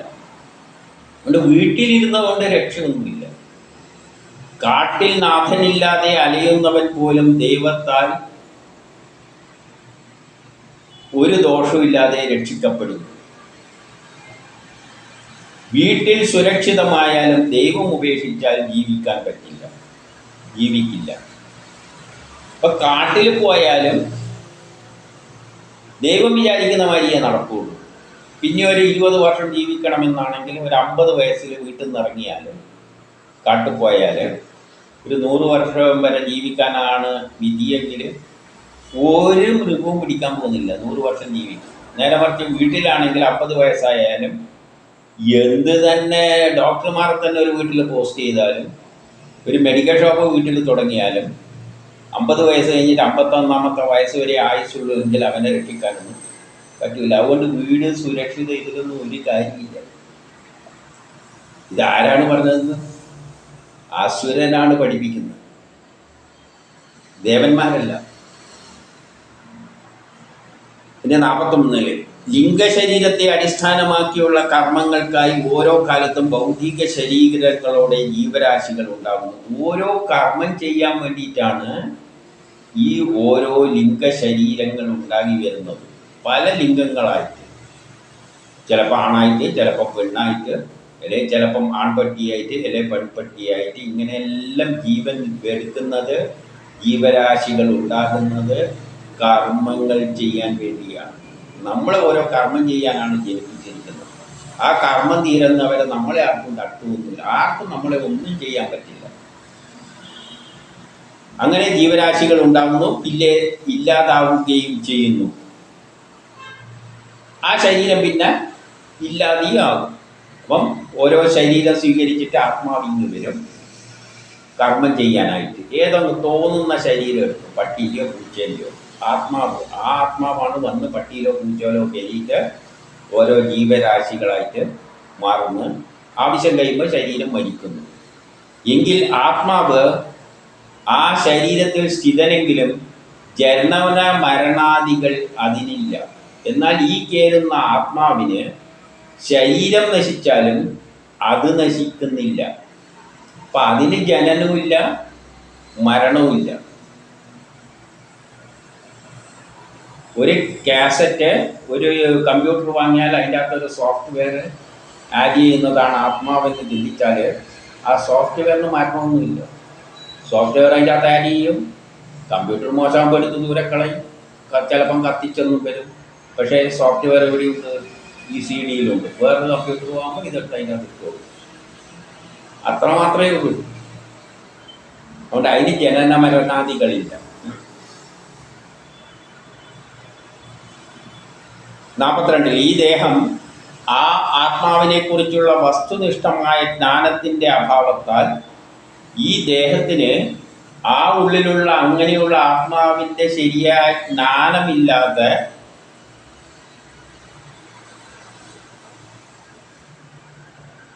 ഇരിക്കുകയാണ്. നമുക്ക് ആ ഉള്ളിലുള്ള ആ ഒരു ആത്മാവിനെ നമുക്ക് കാണാൻ പറ്റുന്നില്ല. നമ്മൾ കാണുന്ന ഞാൻ എന്ന ചിന്തയുള്ള ഒരു ആത്മാവിനെയാണ്, ജീവാത്മാവിനെ എന്ന് വേണമെങ്കിലും മറ്റേ പരമാത്മാവായിട്ട് എടുക്കാം. പക്ഷെ അത് കാണാത്തത് കൊണ്ട് നമ്മൾ എന്ത് ചെയ്യുന്നു? ആത്മാവ് തന്നെയാണ് ഈ ശരീരമെന്ന് ആയിട്ട് കാണുന്നു. പിന്നിലൊരു ആത്മാവുണ്ട്, അതാണ് യഥാർത്ഥത്തിൽ മരിക്കാത്ത ഒരു സാധനം ഇതിനകത്തുണ്ട്. അതാണ് ഞാൻ എന്ന ചിന്ത. ആ ആത്മാവാണ് ശാശ്വതമായത്. അത് മനസ്സിലാക്കാത്തടത്തോളം കാലം നമ്മൾ ഈ ശരീരമാണ് ആത്മാവ് എന്ന് ചിന്തിക്കും. ദേഹം ഒരു ഗൃഹം പോലെ പഞ്ചഭൂതങ്ങളാൽ കൊണ്ട് നിർമ്മിച്ചതാണ്. ദേഹം എന്ന് പറയുന്നത് ഒരു വീട് പോലെ, വീട് കല്ലും മണ്ണും കൊണ്ട് നിർമ്മിച്ചതുപോലെ ഈ ദേഹവും പഞ്ചഭൂത കര ദ്രവ വാതകങ്ങളെല്ലാം കൊണ്ട് ഉണ്ടാക്കിയതാണ്. അത് ഏതുപോലെ എന്നാൽ കടൽ ജലത്തിൽ ഒരു കുമിള ഉണ്ടാകുന്നത് പോലെയാണ്. കടലിൽ ഒരു കുമിള ഉണ്ടാകുന്ന പോലെയാണ് ബ്രഹ്മത്തിൽ നിന്നും ഒരംശം ഒരു ശരീരം സ്വീകരിക്കുന്നു, ഒരു രൂപം സ്വീകരിക്കുന്നു. അല്ലെങ്കിൽ മണ്ണ് കൊണ്ട് പല പാത്രങ്ങൾ ഉണ്ടാക്കുന്നത് പോലെയാണ്. യഥാർത്ഥത്തിൽ മണ്ണാണ് എല്ലാത്തിലുള്ളത്. പക്ഷെ പാത്രം കാണുമ്പോൾ പല, അല്ലെങ്കിൽ സ്വർണം കൊണ്ട് വളമാലയെല്ലാം ഉണ്ടാക്കുന്ന പോലെ എന്ന് പറഞ്ഞില്ല, അത് തന്നെയാണ് പറയുന്നത്. എല്ലാം സ്വർണം തന്നെയാണ്. പിന്നെ ഒരു രൂപത്തിലല്ല പല രൂപത്തിലും നമുക്കത് തോന്നുന്നതാണ്. അങ്ങനെ ആയതുകൊണ്ട് എന്തെല്ലോ ആയിട്ട് തോന്നിപ്പോവുകയാണ്. അത് നമ്മളെ അജ്ഞതയാണ്. കാലം കൊണ്ട് രൂപഭേദം വന്നിട്ട് നശിക്കും. അങ്ങനെ ഉണ്ടാക്കുന്ന മൺപാത്രങ്ങളും കുറേ കാലം കഴിയുമ്പോൾ പൊട്ടി പൊട്ടി പൊട്ടി പോയി നശിക്കും. അതുപോലെ ആത്മാവ് നമ്മളെ ശരീരത്തിൽ കയറിക്കഴിഞ്ഞാൽ വയസ്സാകുന്നതനുസരിച്ച് ശരീരം ദ്രവിച്ച് ദ്രവിച്ച് ദ്രവിച്ച് അവൻ ചുക്കിച്ചൊളിഞ്ഞ് അവസാനം ഇല്ലാതാക്കും. പക്ഷേ അതിൻ്റെ അകത്തുള്ള ആത്മാവിനെന്തില്ല, ഒരു മാറ്റവും ഇല്ല. അതുകൊണ്ട് ദേഹവും ഇല്ലാതാകും.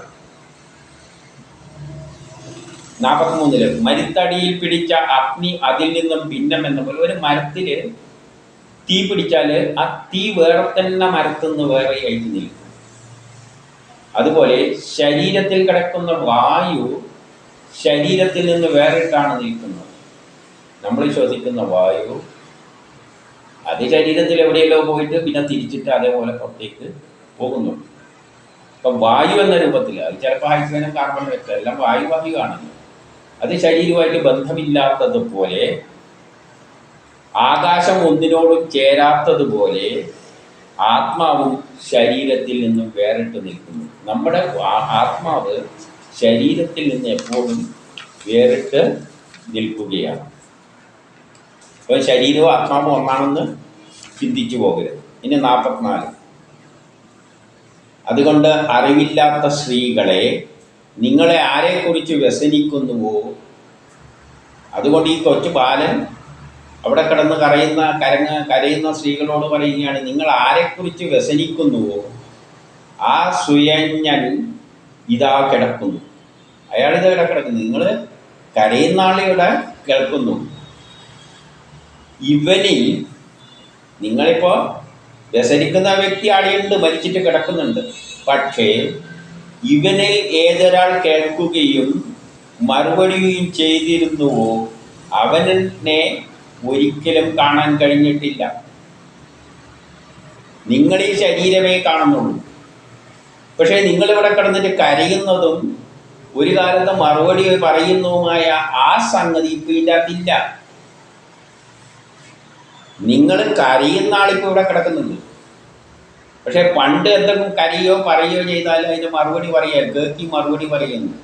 അങ്ങനെ കേൾക്കുകയും മറുപടി ചെയ്യുന്ന ആ കക്ഷി ഇപ്പം ഇതിൻ്റെ അകത്തില്ല.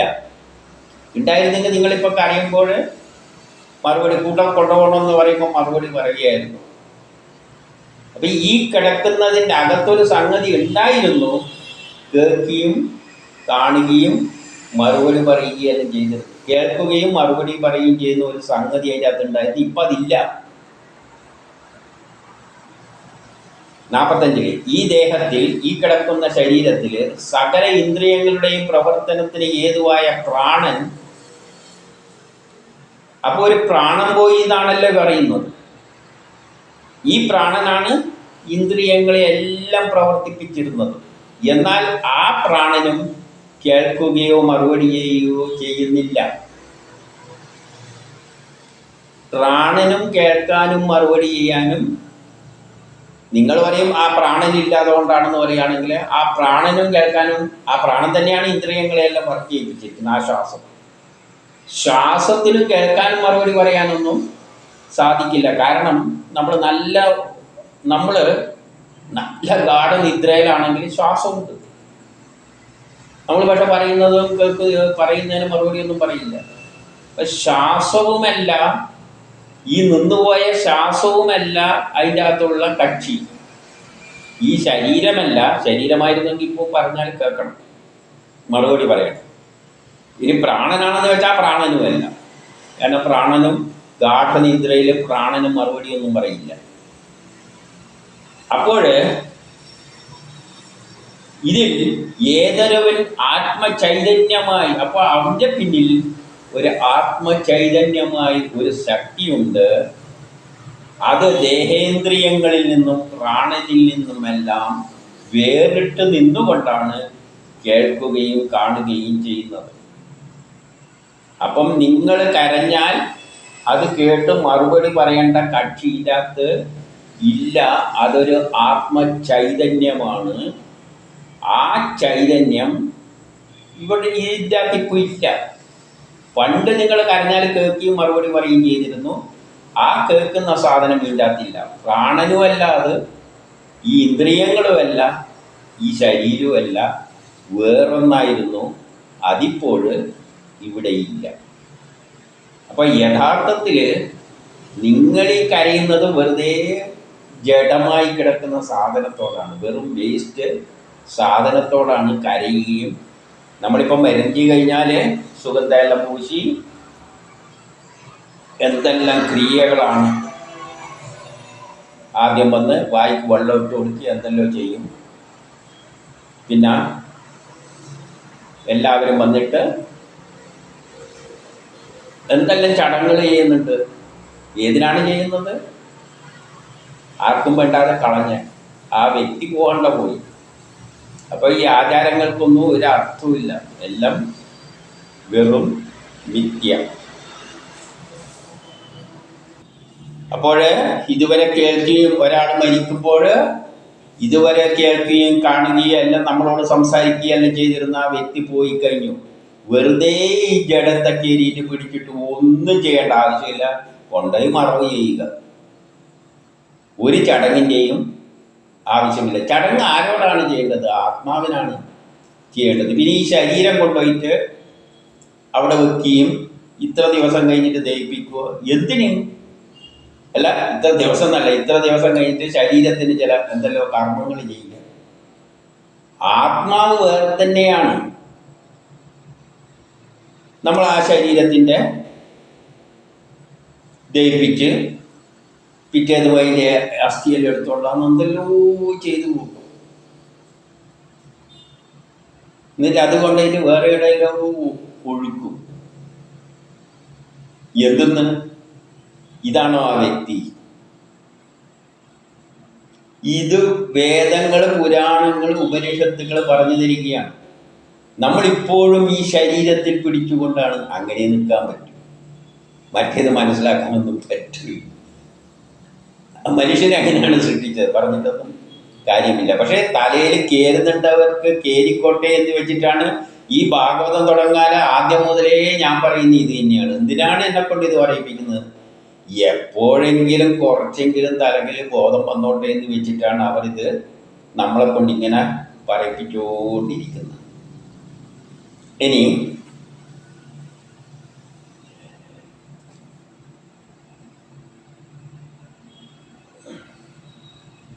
എന്നിട്ടോ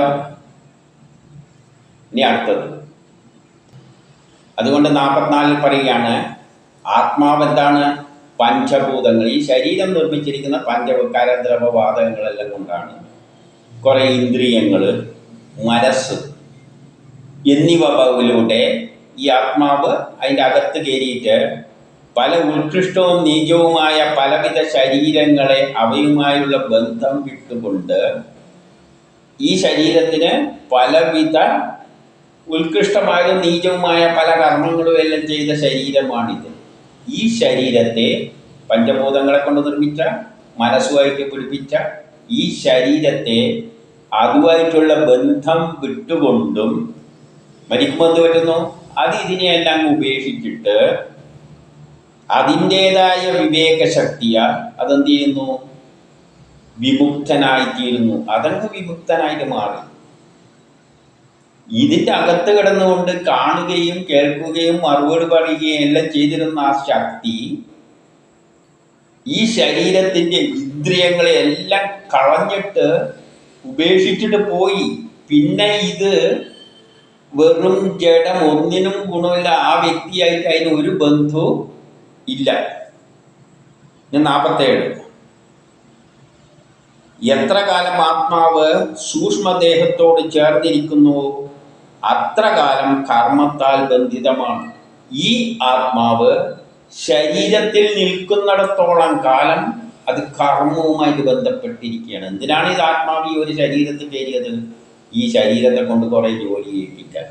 അപ്പോൾ അത് ഉള്ളിൽ ഇരിക്കുന്നിടത്തോളം കാലം കർമ്മവുമായിട്ട് ബന്ധപ്പെട്ട് കിടക്കുന്നു.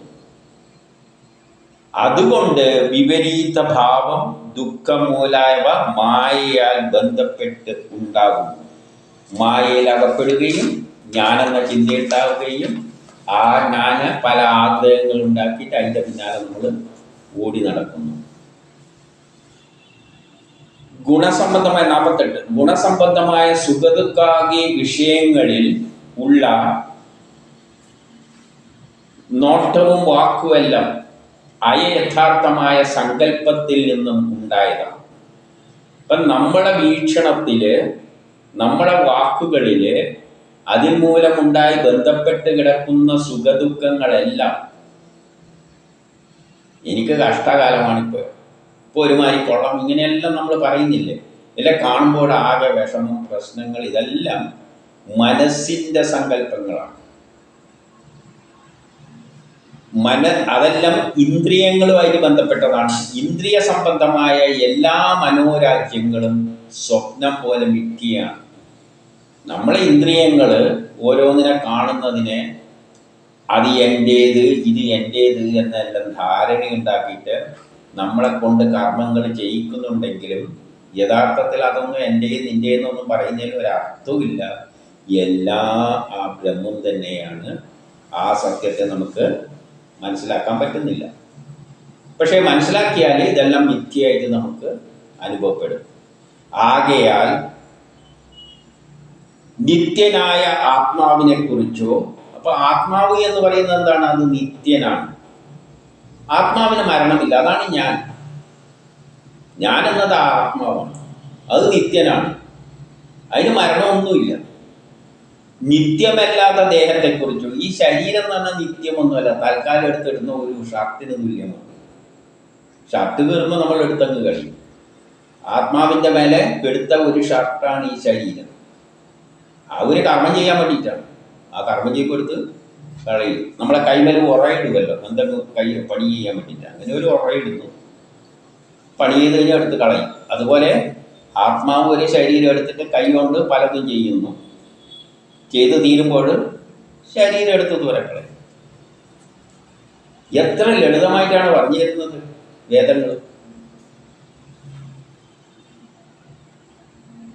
അറിവുള്ളവർ, അതുകൊണ്ട് അറിവുള്ളവര് ഇതിൽ ദുഃഖിക്കാറില്ല, ദുഃഖിക്കേണ്ട കാര്യമില്ല. കാരണം ശരീരം വെറുതെ തൽക്കാലം ഒരു കർമ്മം ചെയ്യാൻ എടുത്തിട്ട് ആയുധം മാത്രമാണ്, അതെടുത്ത് കളഞ്ഞു. ആത്മാവാണെങ്കിൽ അതിന് മരണമില്ല. പിന്നെ ആത്മാവിനെ പറ്റിയിട്ട് പിന്നെ കരയുന്ന എന്തിനാണ്? എന്നാൽ ദുഃഖിക്കുന്നവരുടെ സ്വഭാവം മാറ്റുവാനും പറ്റില്ല എന്ന് പറയുകയാണ്. എന്നാൽ ഈ ദുഃഖിച്ച് നടക്കുന്നവരുടെ സ്വഭാവം മാറ്റാനൊന്നും പറ്റൂല. അതും കൂടി പറഞ്ഞു വെക്കുകയാണ്. ദുഃഖിക്കുന്നവര് ശരീരം എൻ്റേതാണെന്ന് പറഞ്ഞുകൊണ്ട് അങ്ങനെ ദുഃഖിച്ച് ആത്മാവ് മരണമില്ല എന്നൊന്നും പറഞ്ഞാലൊന്നും ഒരു കാര്യമില്ല. എല്ലാവരും മരിക്കുമ്പോൾ ആത്മാവിന് മരണമൊന്നുമില്ല, ഇത് വെറുതെ ഉടുപ്പെടുത്ത് കളഞ്ഞെന്ന് പറഞ്ഞുകൊണ്ടൊന്നും ഒരു കാര്യമില്ല. ആ ദുഃഖിക്കുന്നവരുടെ സ്വഭാവം മാറാനൊന്നും പോകുന്നില്ല. അതിവർക്കറിയതാണ്. പിന്നെ സത്യം വേണ്ടുന്നവർ മനസ്സിലാക്കുന്നുണ്ട്, മനസ്സിലാക്കിക്കോട്ടെ എന്ന് വെച്ചിട്ട് ഇങ്ങനെ പറഞ്ഞുകൊണ്ടിരിക്കുകയാണ്. ഇനി 50 വേറൊരു ഉദാഹരണം പറയുകയാണ്. പക്ഷിയുടെ കാലനായി സൃഷ്ടിക്കപ്പെട്ട വേടൻ, പക്ഷികളുടെ കാലനാണ് വേടൻ, അങ്ങനെ വേടനെ സൃഷ്ടിച്ചിരിക്കുകയാണ്. അവിടെ വലയും കെട്ടിയിട്ട് തീറ്റയൂട്ടിട്ട് പക്ഷികളെ വ്യാമോഹിച്ച് പിടികൂടും. പക്ഷികളെ വ്യാമോഹിക്കാൻ വേണ്ടിയിട്ട് കുറേ തീറ്റ ഇട്ട് കൊടുക്കും.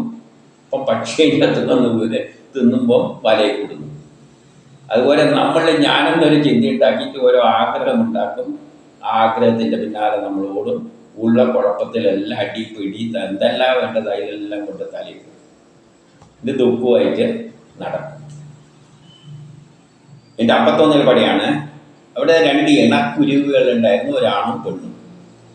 അവയിൽ പെൺകുരുവിയെ വേടൻ എളുപ്പത്തിൽ വലയിലാക്കി. കാരണം പെണ്ണുങ്ങളാണ് ഈ ഏറ്റവും കൂടുതൽ ഈ ഭൗതികതയിൽ വീണു പോകുന്നതെന്നുള്ളൊരു സന്ദേശം ഇവിടെ തരുന്നുണ്ട്. പണ്ട് രാമനും സീതയുള്ളപ്പോൾ പൊന്മാനിനെ കണ്ടപ്പോൾ സീതക്കാണ് മോഹം കയറിയത്. കുഴപ്പം മുഴുവൻ ഉണ്ടായത് അതുകൊണ്ടാണ്. പണ്ട് പാഞ്ചാലിയിൽ ദുര്യോധനാദികൾ വീണപ്പോൾ ചിരിച്ചപ്പോഴാണ് പിന്നെ ഇതിൻ്റെ പ്രശ്നം മുഴുവൻ അവിടെ നിന്ന് തുടങ്ങിയതാണ്. അപ്പം സ്ത്രീകളാണ് അവരെ പെട്ടെന്ന് പ്രലോഭിപ്പിച്ചിട്ട് വലയിൽ കൊടുക്കാൻ എളുപ്പമാണെന്നുള്ളൊരു വാക്ക് ഇവിടെ പറഞ്ഞ് വെക്കുന്നുണ്ട്. പെൺകുരുവിയെ വേടൻ എളുപ്പത്തിൽ വലയിലാക്കി. 52 കാലത്താൽ അകപ്പെട്ട പെൺപറവ. കാലത്താൽ അകപ്പെട്ട എന്ന് പറഞ്ഞാൽ അതിൻ്റെ ആയുസ് തീർന്നു. അതാണ് കാലമാണ് തീരുമാനിക്കുന്നത് ഒരാൾ എത്ര കുരുവിയായാലും അതെത്ര കാലം ജീവിക്കണം, അതിന് ശേഷം വേടവൻ്റെ ഭക്ഷണമാണെന്നെല്ലാം ഓൾറെഡി തീരുമാനിച്ചിട്ടുണ്ട്. അപ്പം കാലത്താൽ അകപ്പെട്ട പെൺപറവ വലയിൽ കുടുങ്ങിയത് കണ്ട് ആൺകുരുവി വളരെ സങ്കടപ്പെട്ടു. അപ്പോൾ അവളെ വിടുവിക്കാനുള്ള ഒരു വഴി പെൺകുരുവി വിചാരിച്ച് എന്ത് ചെയ്യാൻ പറ്റും? കഴിയാത്തതിനാൽ അവൾ വിലാപം തുടങ്ങി, കരയാൻ തുടങ്ങി. 53 മഹത്വമുള്ളവനെങ്കിലും ഈശ്വരൻ കനിവില്ലാത്തവനാണ്. ഈശ്വരന് മഹത്വമുണ്ട്, പക്ഷേ ഈശ്വരന് ഒരു കനിവുമില്ല. അവൾ വിലപിച്ചിട്ട് പറയുകയാണ്, ഈശ്വരന് ഒരു കരയിലെ ഇയാൾ പറയുകയാണ്, ഈ ഉദാഹരണം പറയുന്നവർ പറയുകയാണ്, ഈശ്വരന് കനിവൊന്നുമില്ല. അയ്യോ കഷ്ടം, തികഞ്ഞ അനുകമ്പ അർഹിക്കുന്നവളെങ്കിലും ആ പെൺപട്ടിയെ ഈശ്വരൻ എന്ത് ചെയ്യാൻ പോകുന്നു? ഒന്നും ചെയ്യാൻ പോകുന്നില്ല. യഥാർത്ഥത്തിലെ പാവം പെൺകുരുവിയാണ്. അത് അർഹതപ്പെട്ടതാണ് അതിനെ ജീവിക്കാൻ. കാരണം ചെറുപ്രായമേ ആയിട്ടുള്ളൂ. എന്നാൽ ഈശ്വരൻ എന്ത് ചെയ്യാൻ പോകുന്നു? ഈശ്വരൻ ഒരു കാര്യം തലയിടാൻ പോകുന്നില്ല. അവിടെ നമ്മളും എപ്പം ജനിക്കണം, എന്ത് കർമ്മം ചെയ്യണം, എല്ലാം ദുഃഖം അനുഭവിക്കണം, അതെല്ലാം ഓൾറെഡി തീരുമാനിച്ചു വെച്ചിട്ടുണ്ട്. ഈശ്വരൻ തലയിടാനൊന്നും പോകുന്നില്ല. ഒരു പരിപാടി നടത്തുകൊണ്ട് ഒരു കാര്യവും കിട്ടാൻ പോകുന്നില്ല. ഈശ്വരന് ഒരു അനുകമ്പയില്ല തന്നെ. ആര് പറയുന്നു? ഭാഗവതം പറയുന്നു. അത് ഒരു അനുകമ്പയില്ലാത്തതാണ്. യഥാർത്ഥത്തിൽ അനുകമ്പ വേണ്ടതാണ്. ഈ പെൺകുരുവി കുറച്ച് പ്രായമായിട്ട് നിസ്സഹായ വലയിൽ വീണിരിക്കുക, രക്ഷിക്കേണ്ടതാണ്. എവിടെ രക്ഷിക്കാൻ? ഈശ്വരൻ എന്താ ചെയ്താൽ മതി. ഇത് നമുക്കും ബാധകമാണ്. നടക്കേണ്ടത് നടക്കും. അല്ലാതെ ഈശ്വരൻ വന്നിട്ട് ഒരു അനുകമ്പയില്ല, തിരിഞ്ഞു നോക്കുന്നില്ല. ഇനി 54 ഭാര്യയില്ലാത്ത ആയുസിന്റെ ശേഷം ഭാഗം. ഭാര്യയില്ലാതെ ഈ കുരുവി ചിന്തിക്കുകയാണ്, ഇനി ശേഷം ഭാഗം ദീനതയോടും ദുഃഖത്തോടും കൂടി ജീവിച്ചുകൊണ്ട് ഈ ശരീരത്തിൻ്റെ പാതി ഭാഗത്തിന് എന്ത് കാര്യം? ശരീരത്തിൻ്റെ പാതി ഭാഗം എന്ന് പറഞ്ഞാൽ പുരുഷനും സ്ത്രീയും കൂടിയാലേ പൂർണ്ണമാവുകയുള്ളൂ. അതിൽ പകുതി പോയി. ഇനി ഈ പകുതി ശരീരം വെച്ചിട്ട് ഈ ദുഃഖവും ഇതെല്ലാം ജീവിച്ചിട്ട് അവളില്ലാതെ ജീവിച്ചിട്ട് എന്ത് കാര്യം? അതിനാൽ ദൈവം എന്നെയും അങ്ങ് കൊണ്ടുപോകട്ടെ. ആ കുരുവി ആടിയിരുന്നിട്ട് പറയാണ്, ദൈവം എന്നെയും കൂടി അങ്ങ് കൊണ്ടുപോയിക്കോട്ടെ. 55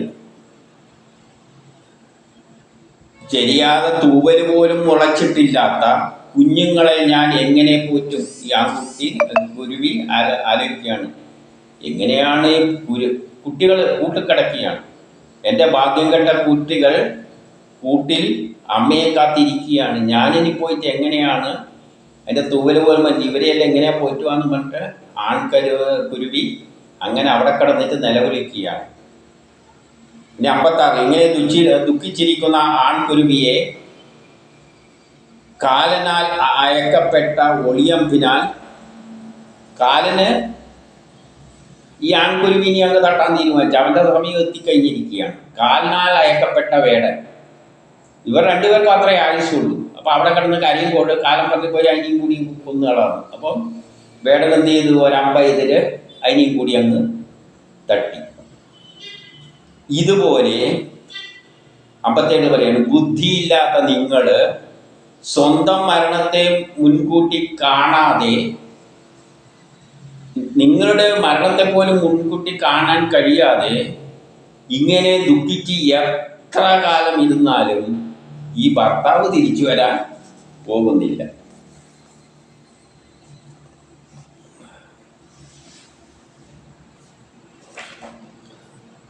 ഭർത്താവിനെ തിരിച്ചു കിട്ടില്ല.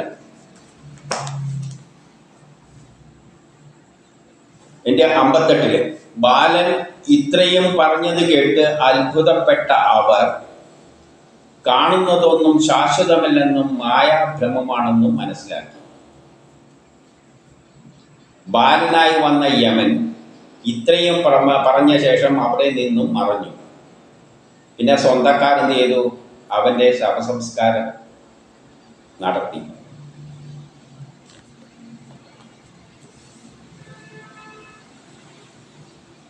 അതുകൊണ്ട് 60 പറയാണ്, നിങ്ങൾ മറ്റൊരുത്തനെ കുറിച്ചും തന്നെ കുറിച്ചും ദുഃഖിക്കരുത്. അതുകൊണ്ട് ഈ അസുരൻ പറയുകയാണ്, നിങ്ങൾ തന്നെ ഓർത്തും മറ്റുള്ളവരെ കുറിച്ചും ഒന്നും ഓർത്തിട്ട് ദുഃഖിക്കുന്നതിന് ഒരു കാര്യവും ഇല്ല. താനെന്നും അന്യനെന്നും അറിവില്ലായ്മയാണ്. താനെന്ന് ചിന്തിക്കുന്നതും അന്യനെന്ന് ചിന്തിക്കുന്നത് അറിവില്ലായ്മയാണ്. അല്ലാതെ ഈ ലോകത്തിൽ ശരീരങ്ങൾക്ക് താൻ എന്നവൻ ആരാണ്?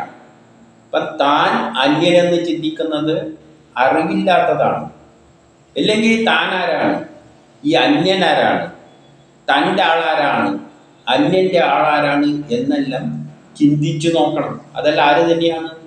എല്ലാ ബ്രഹ്മം തന്നെയാണ്. ഞാനാരാണ്?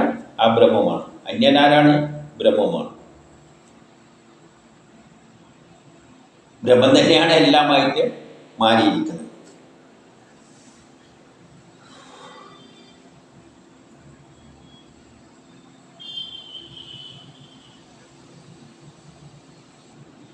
ഇപ്രകാരമുള്ള അസുരന്മാരുടെ അധിപതിയുടെ വചനം കേട്ടിട്ട് പുത്രഭാര്യയോട് കൂടിയിരുന്ന ദിതി, പുത്രന്മാരുടെ ഭാര്യമാരോടും എല്ലാം കൂടിയിരുന്ന ദിതി തൽക്ഷണം പുത്രദുഃഖത്തെ ഉപേക്ഷിച്ച് പരമാർത്ഥ തത്വത്തിൽ ചിത്തത്തെ ഉറപ്പിച്ചു.